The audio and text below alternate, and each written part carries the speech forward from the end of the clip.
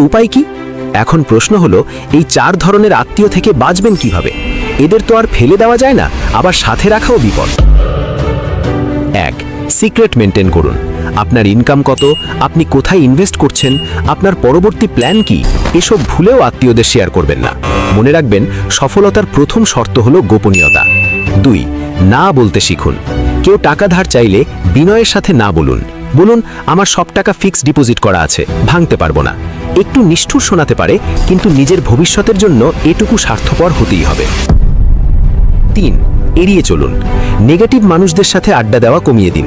যারা সব সময় আপনার খুঁত ধরে, তাদের ফোন ধরা বন্ধ করে দিন বা ব্যস্ততার অজুহাত দেখান। আপনার মানসিক শান্তি আপনার ব্যাংক ব্যালেন্সের চেয়েও দামি। 4. হাসি মুখে ইগনোর করুন। যখন কেউ ফালতু উপদেশ দেবে, তখন হাসি মুখে মাথা নাড়ুন, কিন্তু করবেন সেটাই যেটা আপনার মন এবং মস্তিষ্ক সায়গায়। তাদের সাথে তর্কে জড়াবেন না, কারণ তর্কে জিতলেও আপনি সময় হারাবেন। দর্শক বন্ধুরা, জীবনটা খুব ছোট। এই অল্প সময়ে আপনি যদি অন্যের কথায় নাচতে থাকেন, তাহলে নিজের মিউজিকটা বাজাবেন কখন? আত্মীয় স্বজন অবশ্যই গুরুত্বপূর্ণ। বিপদে আপদে তারাই সবার আগে আসে, এটা সত্যি।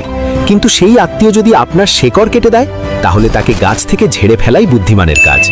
আপনার চারপাশে তাকান, এই 4 ক্যাটাগরির কোনো না কোনো আত্মীয় আপনি অবশ্যই খুঁজে পাবেন।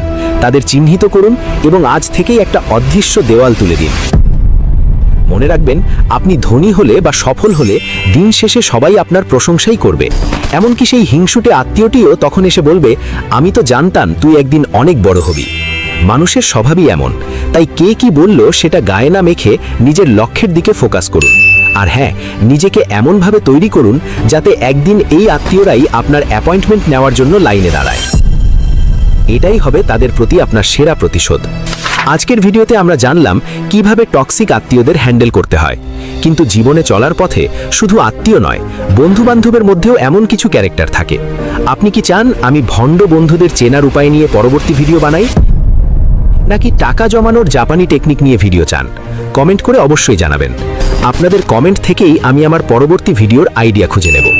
ভিডিওটা যদি আপনার জীবনের সাথে একটুও রিলেট করে থাকে, তাহলে এটা শেয়ার করে দিন আপনার সেই কাজিন বা বন্ধুর সাথে যে প্রতিনিয়ত এমন আত্মীয়দের জ্বালায় অতিষ্ঠ। আর হ্যাঁ, আমি বলবো না সাবস্ক্রাইব করতে, কারণ আপনি যদি বুদ্ধিমান হন, তাহলে আপনি জানেন এই চ্যানেলের সাথে যুক্ত না থাকলে আপনি কত দুর্দান্ত আর মজার ভিডিও মিস করবেন। নিজের ভালো তো পাগলেও বোঝে, তাই না? ভালো থাকবেন, সুস্থ থাকবেন, আর আত্মীয়দের থেকে নিরাপদ দূরত্ব বজায় রাখবেন। দেখা হচ্ছে পরের ভিডিওতে। ততক্ষণ পর্যন্ত আল্লাহ হাফেজ।